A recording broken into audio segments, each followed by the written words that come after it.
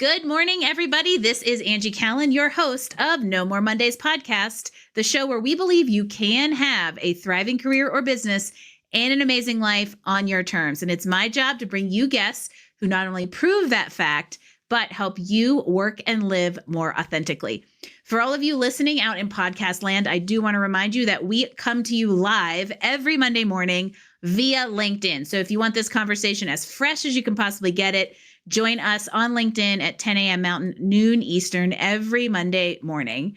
And today we're tackling a biggie, everybody: perfectionism, people pleasing, fear of failure, imposter syndrome, heck, even fear of success can all be attributed to the need to be perfect. But here's a giant newsflash: no one is perfect. We are all flawed. And today you're going to hear from the guy who literally wrote the book on that fact. Greg Chasson is a PhD professor, psychologist, and award-winning author of Flawed: Why Perfectionism is a Challenge for Management. If you are sick of getting or being stuck, sabotaging your productivity, or just sick of being in your own way, this is a conversation that you need. So listen in, because Greg and I are going to rock your world when it comes to perfectionism. So Greg, welcome to No More Mondays. Thank you for having me, and good morning. Yes, I am. I love this topic. I feel like there's generational aspects that contribute to it. High performers fall into the perfectionism trap. And while there is good, a lot of times it holds us back more than we realize. And so I want to just kind of get right into it and use the title of the book as inspiration. Why is perfectionism such a challenge for management? I think it's a great question to start with, because it really helps to orient people. I think most people have the assumption that perfectionism is helpful or a good trait. In fact, you see sort of the lighthearted joke around what is your greatest weakness when you go on a job interview, and everyone spins their weakness and says perfectionism because they think it's a strength. And they're not fooling anyone at this point. But the problem is that perfectionism is much more complicated than people realize. And in fact, it can be very debilitating for people, and it can cause major issues for leadership. And I think that's why this book can be so valuable, and why perfectionism needs to be a topic on people's minds, because it can really slow down productivity. It can really get in the way of a workplace. It can cause resentment. It can be a real problem.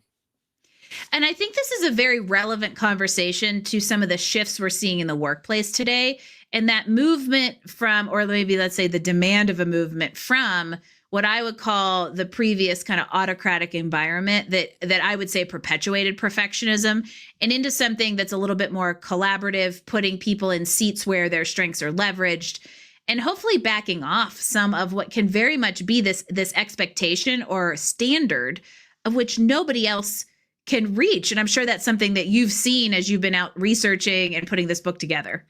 Absolutely. So when I'm talking to organizations, a lot of people, a lot of leadership and employees think this is a me problem, right? That this is a self-oriented, I need to do something about this. But really, it can be a cultural issue within the teams and the organization. So perfectionism really has three major forces. One of them is self-oriented, where you develop your own high expectations that are rigid and unreasonable. Right? That's what separates it from high achievers and high expectations, is that it's rigid, inflexible, and the goals tend to be a bit unreasonable. When it's derived from within the self, it's self-oriented. When it comes from the world around you, such as perhaps the way models look on magazines, that is called socially prescribed perfectionism, where you feel like the society is pushing those rigid standards on you. But then here's the wrinkle. There's a third type that I think that you're highlighting, that's called other-oriented perfectionism, where you are projecting standards that you've derived onto other people. And that can be extremely toxic. And I think we've all been in situations where people have thrusted their own ridiculously high and rigid standards on other people. And what makes it even more toxic is when that becomes about moral standards. So some perfectionism revolves around morality and being a good person. And if you're projecting moralistic standards on other people, boy, can it look self-righteous. Judgment zone. Yeah, exactly. I am going to withstand a very big compulsion to go into a political discussion around that fact. However, this, I think, comes back to if you are a manager doing this, you are not serving your team in a great way. I would say not. I don't think it's serving you or your team. And it does require a little bit of insight in taking a step back and understanding that this is a form of perfectionism, and people don't recognize that. This is a much more nuanced topic than people give credit. And that's why I like the fact that, like, from a PhD perspective, you've like in-depth researched this. And I want to talk more about its roots. So where does perfectionism come from? What causes it? Why does it seem so prevalent in our lives right now? The answer is that we don't entirely know. We know that there's a little bit of nurture and a little bit of nature, that they both go together in an interactive way. We know that there are generational transmission of perfectionistic tendencies, right? In other words, grandparents and parents might model perfectionistic behavior and expectations that then get sopped up like a sponge by the younger generation. We do see across generations, some work by Tom Curran has shown that excuse me, that perfectionism is increasing across the generations. So we are in fact seeing something that you're describing. I do think we see it in nature in nurture as well. A lot of cultural components, a lot of toxic achievement mentalities, a lot of, pushing our kids to do everything perfectly and to do everything comprehensively. And I think that that is playing a role as well. And so where does it come from? Definitely biology plays a role. There's probably a genetic component that corresponds to a personality trait that we call neuroticism. It's really basically just an anxious disposition. And I think that is what tends to be genetic. And then that gets mixed in a negative way with some of these environmental ingredients, like a toxic achievement culture and parents and grandparents that might be modeling a certain behavior to yield, a perfectionistic state. And then I'm going to take that even one step broader, that I would be curious to know how social media has played a role in this, especially in that socially prescribed kind of external, extrinsic factor of perfectionism, because we all know what we're seeing on Facebook is everybody presenting the good and never presenting the ugly. So it can give you this perception that everybody's lives are perfect. And so now we have yet another standard to meet. How have you seen that come into play? Absolutely. I think social media is a huge platform for perpetuating perfectionism, which is hard to say. Perpetuating perfectionism. Say that 3 times fast. Perfectly. Perfectly. Perpetuate. Yeah. So it's, I think that it depends on the platform, right? But Facebook is in particular, we don't tend to post things that don't look good for us. LinkedIn, as much as I love LinkedIn, not to badmouth it, but I think it's also a place where we put our best foot forward from a career standpoint. And so I think that social media is causing more of the same, if not exacerbating the issue. And what I find really interesting is, I agree. The marketing 101, you're not gonna market yourself based on the skeletons in the closet. And I'm not saying go air them necessarily on a public platform, because that could do more harm than good in various ways. But there is something to be said about vulnerability as the antidote to perfectionism. Absolutely. So a couple of things that I think about. There was a recent movement where people in my field that were doing research and submitting grants to the NIH were posting about them not receiving the grant, or what we call not funded, which means that you were in the bottom 50%. Now, grants are funded at 5 to 10%. They are extremely challenging to get through the NIH. And it is absolutely the norm to apply for 10 grants and get maybe one if you're lucky. But nobody ever posts about the failure. So there was a recent movement that I saw on social media for people to post all of the non-funded projects. And I was just sort of feeling liberated by that. But we just don't see enough of that. This is like the no makeup pictures on Insta or on Facebook. I think that there is room for vulnerability. It's just not the main drive that we see on these platforms. The no makeup stuff is, I love that a bunch of people trying to get funded for their research on perfectionism are showing the imperfections of the funding process. I love it. And we're starting to talk about a little bit of the flip side of the coin here.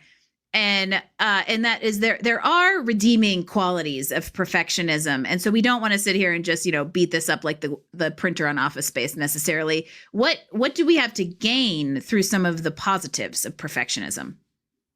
That's a great scene, by the way. Love it. I just gave everyone a visual throwback to 1999. Love it. Love it. And the song playing in my head. Yep. So yeah, there are tremendously positive qualities for people with perfectionism. I do not want this to be a witch hunt. In fact, I would think that eliminating perfectionists from your workplace is an awful idea. They bring some of the best qualities to your workplace. This includes loyalty. Tend to see a lot of loyalty. We see a lot of honesty. Remember, we talked about the moralism before. Well, that can actually have a good side to it, in that we tend to see a little bit more of an honest approach to things. Really good attention to detail. I'm a firm believer that we need teams that have complementary skills, that not just big picture thinkers, but also detail oriented masters, because we need all of this. We need people that will keep an eye on the details. There's nobody I would want on my team looking at the details more than a perfectionist, right? Whereas a big picture thinkers, maybe a perfectionist that would not be their best role. And then we have the hardest working person in the room, right? They've doubled down, tripled down on everything that they've done since they were a kid. They know how to work hard because that's how they've gotten to where they are. So they are the most industrious person that you're going to find. And lastly, the most positive trait that has a strong positive correlation with perfectionism is conscientiousness. And so I personally, if I had to pick one ingredient in a team member or somebody that I lead, it would be conscientiousness. The idea that someone is being thoughtful about what they're doing is so critical for productivity and innovation, and frankly, just being a good team member. I loved how you framed the hard worker, the striver, in a positive way of industriousness. By the way, I wanted to point that out, and the conscientiousness of just like being a human that's a big platform for me right now, is be a human. Mhm. And so I kind of want to connect these two pieces that we're talking about, and maybe put you on the spot of where or how do we identify or operate in the very small gray area between the positives of loyalty, honesty, attention to detail, industriousness, and consciousness, and the flip side of the coin that is overwork, burnout, imposter syndrome, people pleasing, holding people to a standard they're never going to meet. How do we straddle that? It's a great question, and I don't know that it's the right question, because it's not a zero-sum game. In reality, you can minimize a lot of the damage and things that perfectionism causes without really sacrificing a lot of the positives. And so I think that's a good message for people to understand, is that you don't need to give up loyalty and honesty and conscientiousness if you're going to combat all the negative stuff that comes with perfectionism. So you really can have it all, right? You can be the best worker in the room and you can keep all those good traits as well. And so I don't know that it's about finding that middle ground. It's about identifying the ways in which you're being perfectionistic. And I have ways of identifying that in the book. And it's a common thing I go over when I speak with organizations. Like, how do you identify this, both in terms of your workers and then also in terms of the people that you're trying to hire, right? And what do you look for? But in reality, you can start to do things, and there are strategies for changing the culture from the top down in the organization, as well as working from the bottom up with individuals that might struggle specifically with perfectionism, fear of failure, imposter syndrome.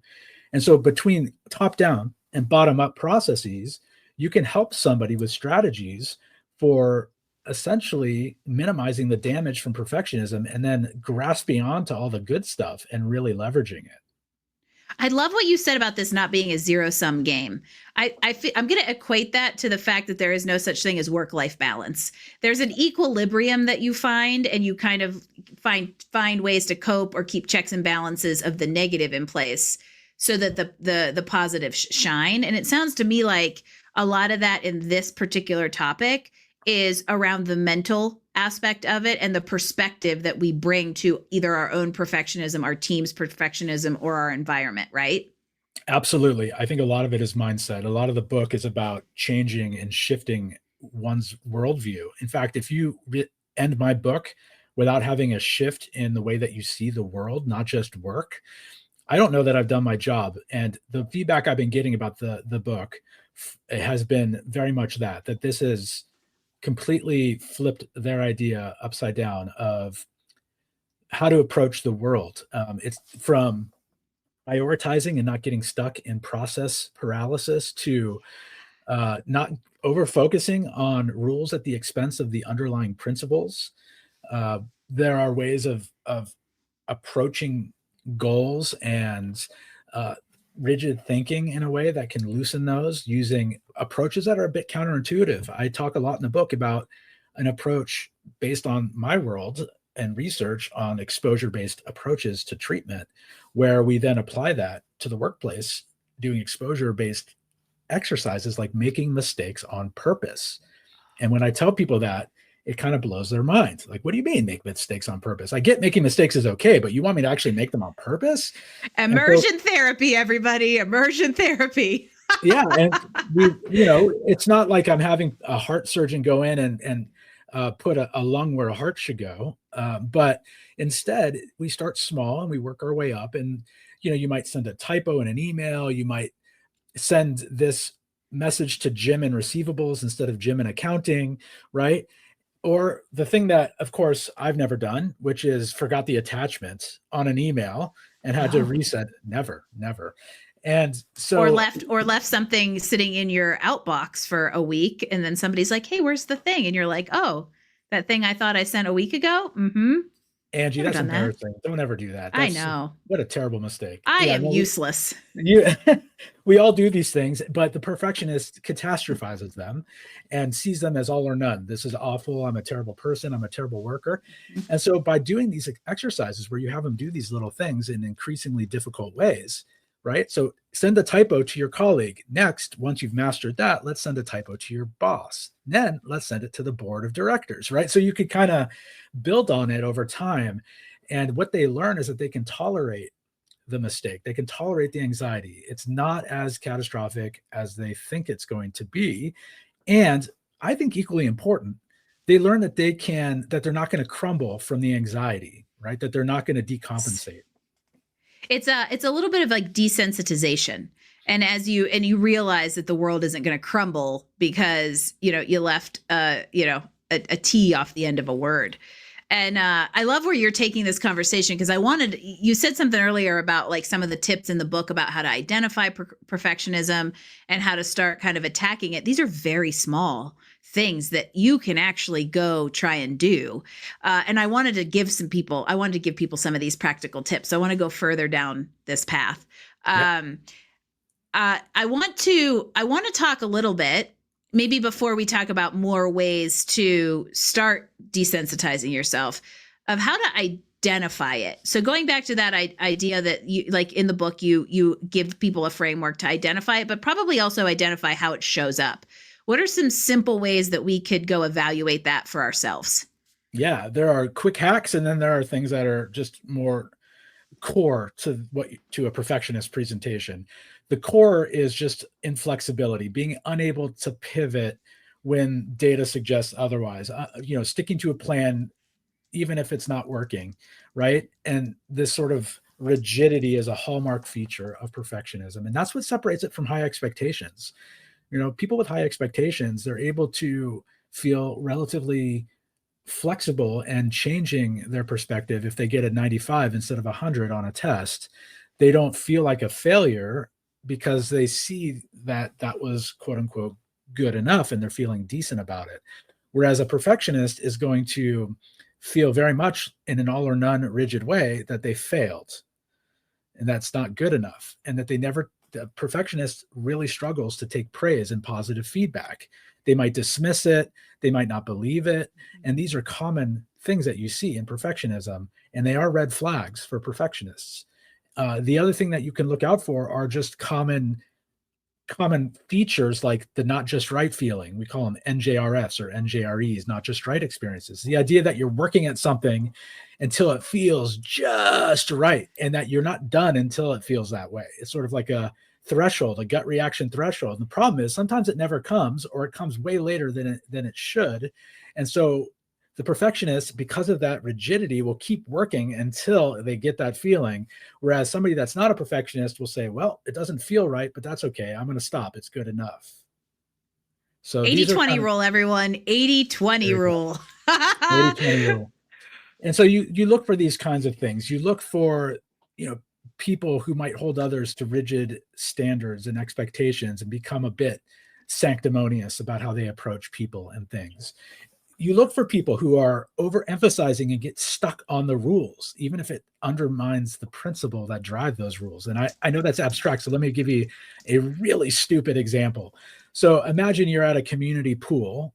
I know it's getting into wintertime, so this is a bit of a fantasy at the moment, but you're at a pool and a kid is drowning in the deep end. Nobody sees it, and you have to run to save them. But you decide that you can't run because you just ate within 30 minutes of being at the pool.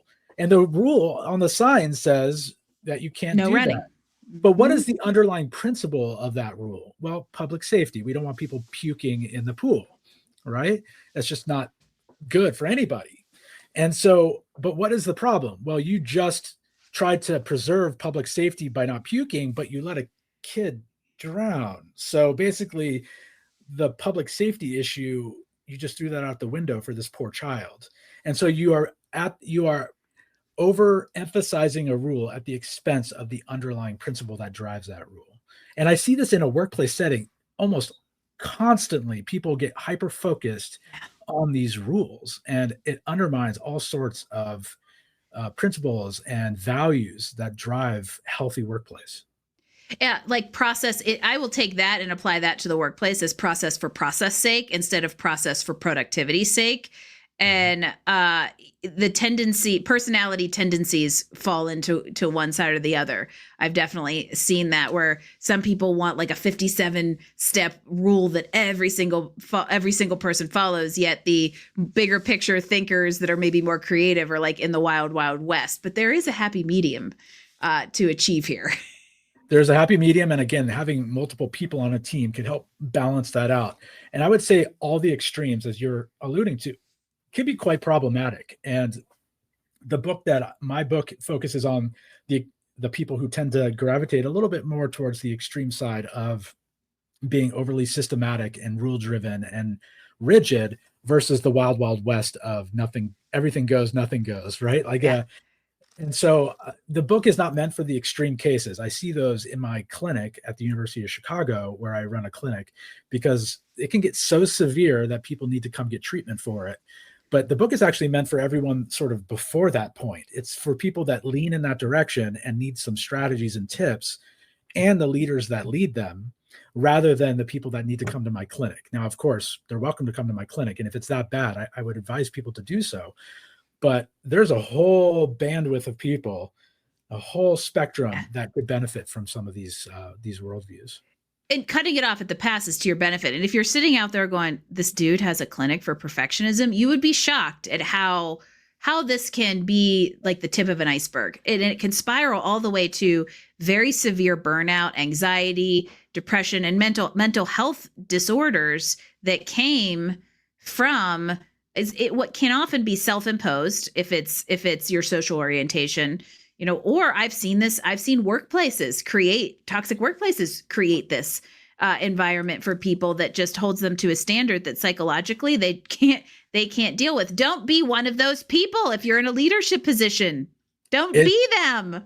It is very common, and it's something that you can work on, right? From the top down. In the book, I talk about, and there are resources on my website where you can get some language to use in things like employee handbooks and on your website, because even the way you subtly talk to people in the workplace can really set up perfectionistic expectations. Even something as simple as having a leaderboard in a sales office, right? Something like that can create perfectionistic mentalities and can create the toxic domino effect that might occur. And it's not to say that highlighting good work is bad in general, but there are things that you can do to mitigate the damage that comes from those kinds of things. So top down and bottom up. Right.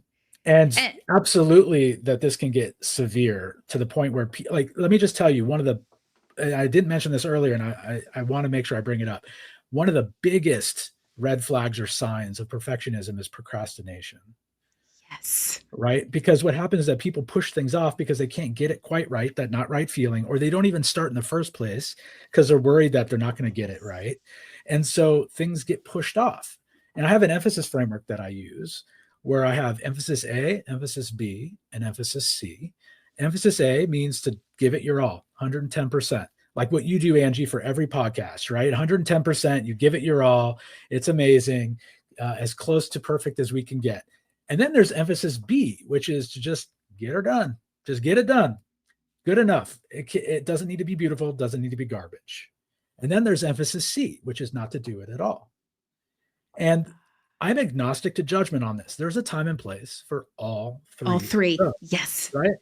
Now, there's a time and place for A, if you're planning for your wedding or you're studying for the LSATs to go to law school. You might want to emphasis A the daylights out of that. Good for you. That should be based on your values. Your values should be your guide for what to emphasis A, what to emphasis B, and what to emphasis C. There's a time and place for emphasis C. People are like, oh, what? You just ignore things? So they say, yeah, I do. Or delegate them. Mm-hmm. Or I never answer those survey questions, at the customer service satisfaction surveys at the end of my call. Me neither. Right? And it's because my values have chosen that's not where I want to spend my time. And so I've emphasis C that. And I got to tell you, once you've made that choice and you have this framework to help you do so, it's extremely liberating. Extremely liberating. You've given yourself permission not to have to do everything in A. I'm going to throw in a sample B. Yep. If you're an entrepreneur out there and you're putting things out into the market, that's a B, because you don't want to toil and spend that extra 20% of the time perfecting something that isn't going to be perfect anyway, because you're going to get feedback that's going to iterate it. And that's where one of the biggest traps of perfectionism I see holding kind of like business owners and entrepreneurs back, is they fear putting things out there. But I have to go back to the fact that you brought up procrastination, because a few weeks ago I actually did a mastermind session on procrastination, and one of the guys comes in beforehand and he goes, I'm curious to see how this goes because I am very disciplined and I don't procrastinate. But then we started talking about the reasons we procrastinate, and he was like, oh, that's me. Oh, I actually do this because I'm Supermaning and trying to do everything all at once. Or I want to be the expert who knows everything before I do all the things. All of them funnel down to some sort of perfectionist trait. And if you're aware of them, you can do something about it. I agree. And I was bringing this back to procrastination because I think you can see it in this framework. What happens is that perfectionists try to emphasis A everything. They try to emphasis A everything, and there's no discerning what emphasis B tasks should be. And frankly, most things in life are best left to B, emphasis B. But people with perfectionism try to emphasis A everything. And what happens is that things turn into emphasis C as a result. They get pushed off and never done. And the problem is, it's not your values choosing emphasis C, it's your perfectionism. Yep. And so it really is this pattern, emphasis A to forced emphasis C, that really is procrastination. And so it's this common pattern that I think is paralyzing for people, including entrepreneurs who are trying to launch a product. I work with entrepreneurs and I see this a lot. There's this fear of failure, which is partly what perfectionism is tied to, and they're wanting to perfect something. But as you indicated, how often is the product you put out there never iterated on? I would say 0. 7 years later, mine are still being iterated on. Right. The ABC thing, I don't know why this just popped in my head. My dad was my high school math teacher, and he always used to say, Ange, B's are good grades. Mm-hmm. So in the ABC framework, B's are good grades. That said, I never got them. I only got A's because I was a perfectionist, but I can also tell you that you can recover from it and find the happy medium between the A, B's, and C's. Because I think without even realizing it, that's probably a framework I follow subconsciously. And so that's another good message here, is you can begin to retrain your brain if you're intrinsically creating this environment for yourself. You can retrain your brain on how you look at external factors, and you can retrain how you interact with others if you're projecting your standards on other people, which brings me to a tiny little thing I want to leave everyone with. I would love to give everybody a tip on how they can, one small thing they can do to improve doesn't feel like the right word, address each of the three types of perfectionism. So like a little tip if you find yourself being self-oriented, a little tip if you fall victim to the social prescribed perfectionism, and a little tip if you are projecting on others. So for the self and the other oriented, actually, this works for all three of them. I'm happy to break it down, but I would say a very concise thing to look out for if you want the biggest bang for your buck is to look out for the should statement, the ought to, must. There's a famous psychologist, Albert Ellis, long since passed away, but he used to say, stop masturbating, M-U-S-T, right? Because I love it. and then there was another psychologist, Clayton Barbo, who used to say, stop shooting all over Shooting on yourself. I've heard that one. Yeah. Yeah. And the idea is that should statements set up these perfectionistic expectations that are rigid and excessive and all or none. And they are coming from either you or this perception of society that is not really necessarily backed up by reality. And they are by far the most common but debilitating compasses that people use to go through their day. And so if you're projecting this onto other people, you're projecting it onto yourself, or you see it being projected onto you by society, and you see it as a should statement, that should be a clue to you to take a step back and say, what are my values telling me? Where's my flexibility here? What's really important? You don't have to wear this as a badge of honor. No, definitely not. And I think we oftentimes do. And so here's my summary for this episode, Greg. You ready? I'm ready. Stop masturbating and shooting all over yourself, and sure as hell better not do it at the same time, because you can have it all and you can leverage the positive aspects of perfectionism and keep the negatives at bay, whether you're controlling your own environment or creating an environment for everybody else. This could be a 12-hour episode, because this is a topic I love so much, because it just is, it's awareness is a really big aspect of, I would say, addressing it and improving our environments because of it. And Greg has amazing resources out there, I would say, to build awareness, identify, and start recovering from the perfectionist tendencies. So Greg, tell us where we get to learn more from you. I know you've got some exciting things coming out, so plug it all, because every single one of you listening and not listening needs it. Yeah, thank you for the opportunity. So the book obviously is a good place to start. www.flawedbook.com, which is a bit of a funny URL. It's kind of an amazing URL. Yeah.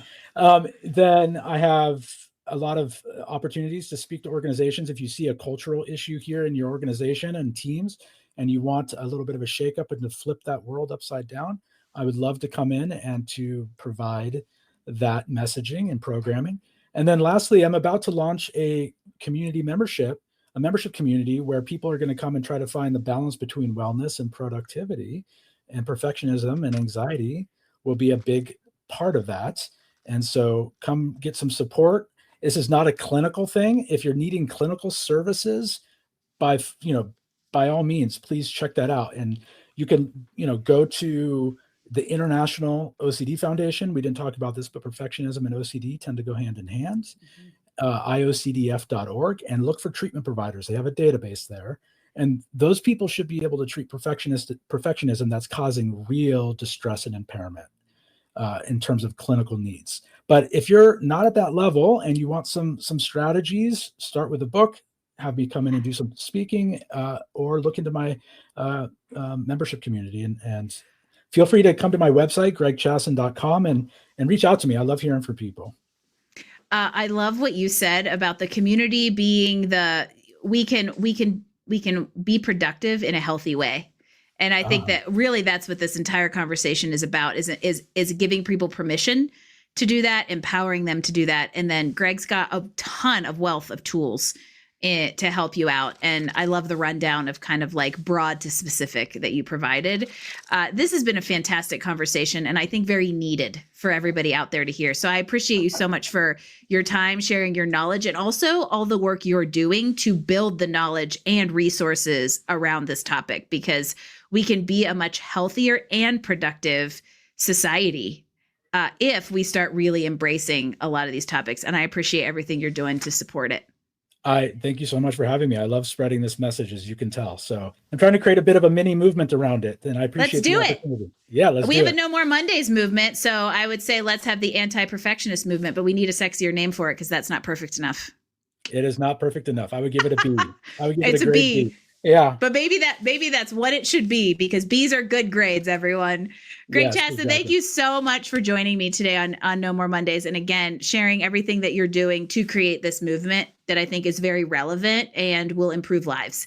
And I hope all of you out there really take everything we talked about to heart. And if you had a little bit of an eyebrow raised throughout here and something struck a chord, check out Greg's book, his website, and the community he's launching, because there is help out there for recovering perfectionists like me. Absolutely. So if you're looking for details on the episodes, we will put the links in the comments of the LinkedIn Live and get it up on nomoremondays.info. If you want to be able to link to everything Greg mentioned, make sure you follow him on LinkedIn, follow Mila on LinkedIn. If you're listening to this in Podcast Nation, leave us a review because Greg and I are amazing. And until next week, everybody, I hope you have a great week. Keep perfectionism at bay. See, I didn't even say it perfectly. And I will see you all next week for another edition of No More Mondays podcast.